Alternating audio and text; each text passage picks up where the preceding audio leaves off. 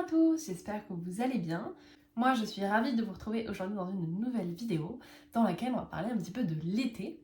Je vous tourne cette vidéo le 7 juillet et honnêtement l'été on l'attend encore, vraiment. Alors ça se voit un petit peu je pense à la luminosité aujourd'hui, la météo n'est vraiment pas terrible, il fait gris, froid, vraiment, enfin la météo n'est pas terrible. J'ai quand même sorti une petite tenue d'été avec un t-shirt et une jupe, voilà, mais honnêtement c'est vraiment à la limite du raisonnable parce qu'il ne fait vraiment pas beau. Mais je me suis dit que pour cette vidéo, on allait tenter d'appeler l'été et de mettre un petit peu de couleur et de bonne humeur. Je vous propose donc pour cette vidéo de vous donner ma liste des 15 choses à faire pour profiter cet été, que ce soit si tu pars en vacances ou que ce soit simplement depuis chez toi. N'hésitez pas à aller dès maintenant en commentaire de cette vidéo, noter toutes vos idées de choses à faire pour cet été pour me donner de l'inspiration, mais aussi en donner à toutes les personnes qui regardent cette vidéo. Et je ne vais pas bavarder plus longtemps et on va commencer tout de suite avec la première chose à faire. En tout premier, c'est de faire la liste des choses que tu as envie de faire cet été.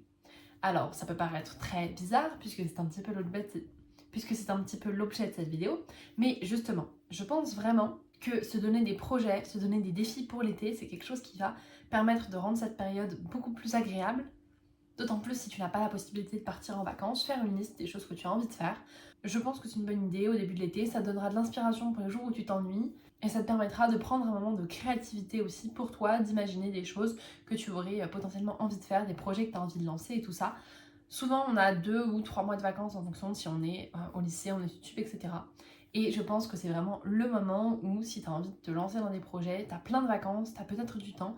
Même si tu travailles, tu n'as pas de devoirs, alors soit tu travailles le soir et donc tu as du temps dans la journée, soit tu travailles dans la journée et tu as du temps le soir, plus éventuellement des week-ends, etc. Donc je pense que c'est le bon moment pour te lancer dans des projets et donc faire la liste de ce que tu veux faire. Alors ça peut être des choses très simples comme des choses beaucoup plus complexes, beaucoup plus longue durée. Par exemple, moi sur ma liste, je sais que j'ai envie de reprendre petit à petit l'allemand puisque je n'ai pas pratiqué d'allemand depuis 2 ans et que je trouve ça dommage puisque je suis en train de perdre tout ce que j'avais acquis. Donc voilà, je vais noter dans ma liste des choses à faire, commencer à reprendre doucement l'allemand pour pouvoir réacquérir les bases que j'avais acquises durant mes années de pratique au collège et au lycée. Mais ça peut être aussi simplement certains éléments que je vais citer sur la liste après, sortir avec ses amis, etc. Ça peut être aussi des choses toutes simples comme, je ne sais pas, si tu veux repeindre un mur, si tu as envie de te mettre à faire de la flûte ou n'importe quoi.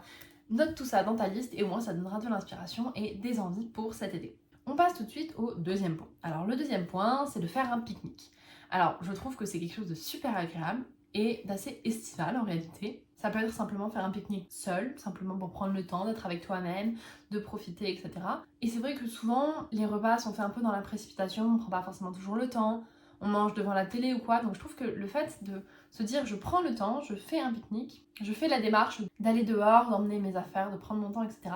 Je trouve que c'est super agréable, que ça peut être un super truc d'été. Alors bien sûr il faut qu'il fasse beau, pas comme aujourd'hui par exemple où vraiment le temps n'est pas du tout idéal pour ça, mais il y a forcément 1 ou 2 jours dans l'été où il fera beau. Et tu pourras juste prendre ce temps de sortir et d'aller te poser au soleil, de profiter, prendre peut-être un livre, aller avec des amis ou seul vraiment, juste prendre le temps de faire ce repas qui change un petit peu de l'ordinaire. Aller marcher en forêt ou faire du vélo par exemple. Finalement, c'est prendre le temps de faire des activités simples dans la nature que tu ne fais pas forcément d'habitude. Et à titre personnel, je trouve ça hyper ressourçant, surtout quand on passe l'année à courir entre les cours, les obligations, etc. Et vraiment prendre le temps juste d'aller faire une balade, d'aller faire du vélo, ça permet déjà de faire du sport, de se bouger un petit peu. Ça me fait toujours du bien puisque souvent le sport est un petit peu mis de côté et oublié et finalement dès qu'on en fait un peu on est super content et ça fait vraiment du bien. Et puis ça permet aussi d'aller se ressourcer dans la nature, je trouve que ce soit pour la créativité, pour le repos de l'esprit, pour se déstresser, ça a vraiment plein de vertus possibles et même si ça peut paraître très bateau ou un petit peu étrange, moi c'est quelque chose que j'apprécie faire pendant l'été, de prendre le temps alors que je ne le prends pas forcément sur le reste de l'année. Ensuite, quatrième chose, ça va être d'aller vous cultiver en visitant des choses proches de chez vous. Alors peu importe où vous habitez, il y a toujours des choses à faire qu'on n'a pas faites, que ce soit visiter un musée, visiter un château, un monument, aller à une exposition, faire une visite guidée de votre ville, village ou n'importe quoi. Il y a toujours plein de choses qui sont possibles, notamment si vous avez un vélo, vous pouvez faire potentiellement 15 ou 10, 15, 20 km pour pouvoir aller découvrir quelque chose de nouveau. Et en fait, souvent, autour de nous, parfois on part en vacances très loin, on fait des choses très loin, et en fait, on se rend compte que plein de choses juste tout proches, on ne les a jamais vues, on ne les a jamais visitées, ou on n'a jamais pris le temps parce que, par exemple, on passe devant un musée tous les jours sur la route pour aller à l'université et en fait on n'a jamais pris le temps d'y rentrer. Et bien c'est l'occasion d'y aller justement, de se cultiver aussi. Ça a un peu l'effet de prendre son temps, mais aussi l'effet de développement intellectuel, développement de culture générale, etc. qui est forcément toujours positif. 5e point, c'est d'aller à la mer. Alors pour moi, vraiment, la mer et l'été, c'est un peu indissociable. Je trouve que même pour ne pas se baigner, juste pour aller voir la mer, écouter le bruit des vagues, même une demi-journée, même 2 heures, si jamais vous avez du trajet, etc., peu importe où vous habitez, c'est plus ou moins faisable. Alors peut-être pas la mer, mais peut-être aller au bord d'un lac par exemple, si vous habitez dans l'est de la France et que c'est compliqué pour vous d'aller jusqu'à la mer. Si vous habitez dans la partie ouest de la France, potentiellement vous pouvez prendre le train, il y a des TER qui sont vraiment pas chers et qui permettent de faire une petite sortie comme ça. Mais si vous êtes dans l'est, voilà, ça peut être aussi aller au bord d'un lac, mais simplement prendre le temps d'aller écouter le bruit de l'eau, d'aller juste regarder la nature et puis prendre le temps d'écouter le calme, etc. Je trouve que c'est quelque chose qui est hyper agréable. Mon must-have, c'est d'aller voir le coucher de soleil à la plage l'été. Souvent, je vais en camping en Vendée avec ma grand-mère pendant quelques jours ou quelques semaines. Et vraiment, aller voir le coucher de soleil sur la mer, je trouve ça absolument magnifique. Le 6e point, ça va être de tester de nouvelles activités liées au développement personnel. Souvent pendant l'année, on court un petit peu, j'en ai déjà parlé, on n'a pas trop le temps, on va vite, on essaye de tout conjuguer. Et pendant l'été, c'est peut-être le moment où on va pouvoir prendre un petit peu plus le temps et se poser. Et c'est aussi le moment de prendre soin de soi, de sa santé mentale, de son développement personnel. Et donc ça peut être aussi bien lire un livre, suivre un cours de yoga en ligne ou pas dans un cours de yoga si on en a la possibilité. Ça peut être aussi tester la méditation, il y a plein d'applications ou de vidéos sur internet que vous pouvez trouver. Donc vraiment, c'est le genre de choses que je vous recommande puisque ça change d'habitude et potentiellement, ça va vous aider à poser votre mental et ça va vous aider ensuite à repartir sur l'année scolaire sur un meilleur pied et être dans une meilleure dynamique. Le 7e point, quelque chose que je pense tout le monde ou presque aime faire, regarder des films et aller au cinéma. C'est un peu comme faire des visites finalement, c'est augmenter sa culture générale, c'est aussi prendre du temps appréciable pour soi, ça peut être aussi avec ses amis, donc passer du temps avec ses proches. Et puis juste voilà, se détendre, passer un moment agréable, se plonger dans une histoire qu'on apprécie, ça peut être n'importe quel type de film finalement, ça peut être soit pour développer sa culture générale, simplement se détendre, pour, si on aime ça, pourquoi pas développer son côté artistique en analysant la façon dont sont faits les films, etc. Enfin vraiment, il y a plein de possibilités. Mais aller au cinéma, c'est toujours un moment agréable, surtout dans les petits cinémas. Ils peuvent passer des films un peu moins connus ou à des prix assez intéressants. Donc potentiellement pas les gros blockbusters américains, mais peut-être d'autres petits films qui pourront tout autant vous plaire. Le 8e point, c'est le fait de se lancer des défis. Je trouve que pendant l'été, comme j'ai dit un peu avant, c'est vraiment une bonne période pour faire des choses nouvelles et pour se lancer des défis. C'est un moment où on a du temps. Alors ça peut être des défis tout simples, ça peut être, si vous n'en avez pas l'habitude par exemple, je ne sais pas, apprendre de nouvelles recettes pendant l'été, ça peut être se remettre au sport, ça peut être aller courir un marathon, enfin peu importe le degré de votre défi, mais c'est toujours se challenger. Et je trouve que ça a donné un peu de saveur à une période où parfois on peut s'ennuyer, on peut ne pas savoir trop quoi faire, selon si on a la chance ou pas de partir en vacances. Le fait de se lancer des défis, ça va donner un peu de peps, un peu de dynamique et ça va aussi donner un but à nos vacances et je trouve que c'est quelque chose qui est hyper stimulant et qui en tout cas pour ma part est hyper appréciable pendant mon été. Donc vraiment je vous recommande à 100% de certes bien sûr profiter de ce temps libre que vous avez potentiellement mais aussi de l'utiliser pour vous dynamiser, vous lancer des défis et essayer de devenir plus ou moins la meilleure version de vous-même. 9e chose à faire, aller en terrasse, boire un café, aller dans un coffee shop, toutes ces petites choses. Je trouve ça tellement agréable de prendre ce temps et d'aller se poser dans un café pour y travailler, pour lire, non, peu importe, mais juste voilà, prendre ce temps, aller se poser avec un café, un chocolat, un sirop, n'importe quoi, ce qui vous fait envie, mais avec une boisson. Peut-être, pourquoi pas manger aussi un petit quelque chose, etc.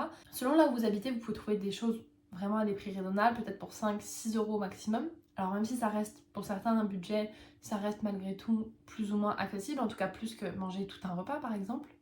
Et ça vous permettra vraiment de faire une pause et de juste être avec vous-même, profiter d'un endroit qui soit cosy, agréable. Ça peut être selon vos préférences un endroit avec de la musique, un endroit au contraire avec une ambiance très tamisée, une ambiance très studieuse. Enfin vraiment, il y a plein de possibilités, il en existe plein des coffee shops, des espaces de coworking, des cafés, peu importe.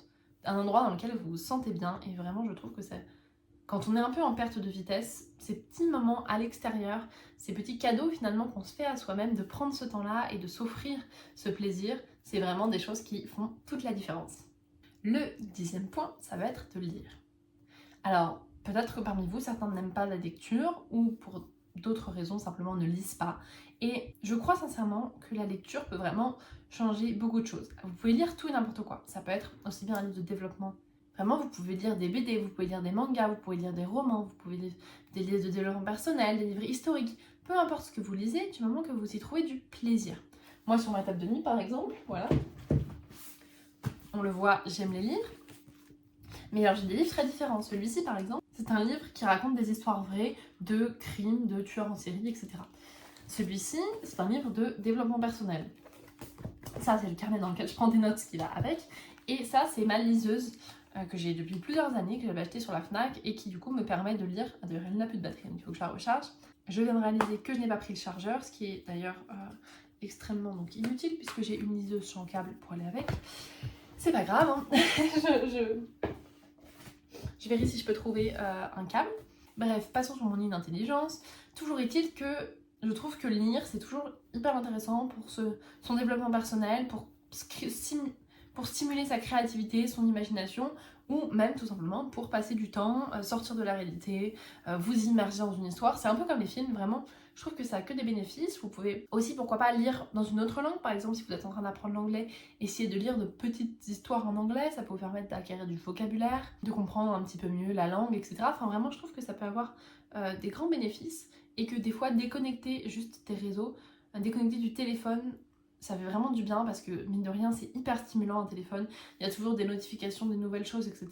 Et donc prendre le temps de juste se plonger dans une histoire où il ne se passe rien d'autre que l'histoire que vous lisez, ça peut vraiment être hyper reposant et hyper appréciable l'été quand vous allez à la plage, vous faites un pique-nique par exemple, vous allez à un coffee shop, vous allez vous balader en forêt, et bah, prenez votre livre et prenez le temps de vous poser pour lire un bon livre. 11e chose à faire cet été, ça va être de faire la sieste et vous reposer. Bah oui, en fait c'est quand même le but des vacances avant tout, c'est de se reposer, de pouvoir récupérer et de pouvoir simplement prendre le temps de se détendre, faire les choses qu'on apprécie. Alors faire la sieste, ça peut être faire la sieste et dormir si jamais vous êtes fatigué, mais ça peut aussi simplement prendre un livre et vous reposer, faire un temps calme en réalité. Mais ça va aussi avec le fait de vous coucher, par exemple, alors soit plus tôt si jamais vous aimez vous coucher tôt, ou alors vous couchez tard, mais vous levez plus tard, le lendemain matin, si vous en avez la possibilité. C'est vraiment toutes ces choses qui vont permettre au corps de se reposer et de se ressourcer pour ensuite pouvoir réattaquer l'année après les vacances de manière beaucoup plus productive. Donc même si vous aimez les vacances actives et faire plein de choses, n'oubliez pas de vous reposer. 12e point, ça va être de cuisiner. Alors, moi j'adore ça, donc pour moi c'est quelque chose de vraiment appréciable, mais même des choses simples, par exemple préparer votre propre pique-nique, préparer un gâteau, préparer une boisson, ça peut être vraiment des choses très très simples et juste vous faire un sandwich, mais le fait de faire cette action, ça va vous donner aussi une forme de gratitude à vous-même, de réaliser une action du début à la fin. Vous prévoyez un pique-nique, et bien vous prévoyez votre propre sandwich, vous faites votre sandwich et vous mangez votre sandwich.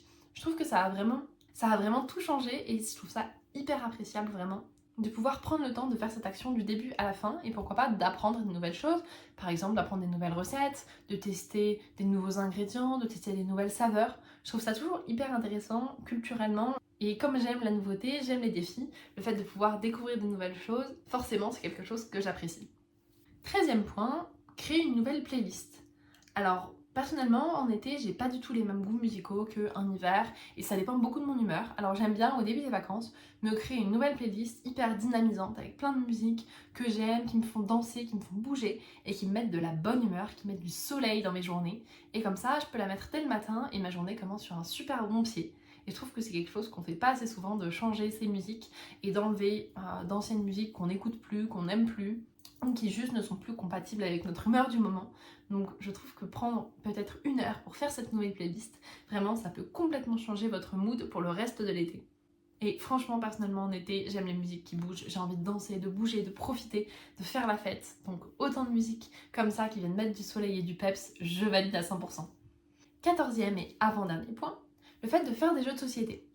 Alors que vous soyez une famille nombreuse ou que ce soit avec vos amis ou même que vous soyez tout seul, puisque c'est possible, il existe des jeux de société pour jouer tout seul, je trouve que c'est un peu comme la lecture, c'est vraiment un moment de détente, un moment où on pense à rien d'autre, où on est juste dans le moment présent en train de faire le jeu, d'autant plus si c'est un jeu où on est contre des amis, de la famille, etc.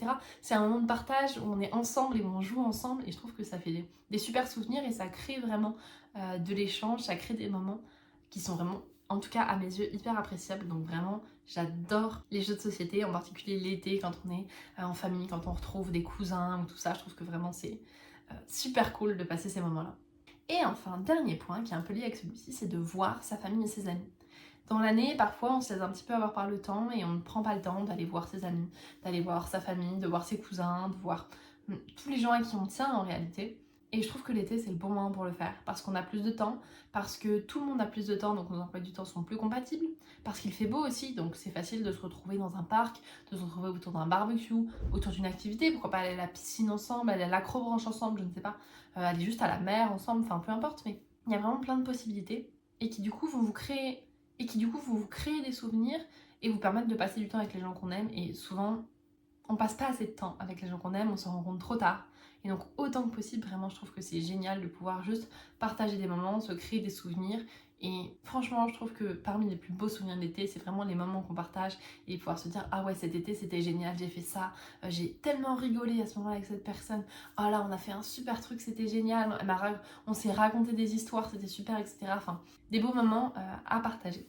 Et je pense que c'est bien de terminer cette vidéo sur ce point qui est pour moi le plus important, le contact humain, même si on n'aime pas forcément toujours ça parce que pendant l'année on est fatigué. Pendant l'été, c'est vraiment le meilleur moment pour juste voir du monde et profiter. Voilà pour les 15 choses que je vous conseille de faire pendant l'été pour profiter, passer du bon temps avec vous-même mais aussi avec les autres et puis vous créer des souvenirs, faire des choses peut-être un petit peu différentes de ce que vous prenez le temps de faire pendant l'année pour vous développer personnellement, pour juste profiter, pour vous reposer et pour faire des activités que vous appréciez et qui vous rendent heureux, surtout c'est ça le plus important. J'espère en tout cas que ça vous a donné quelques idées et quelques pistes pour savoir quoi faire cet été.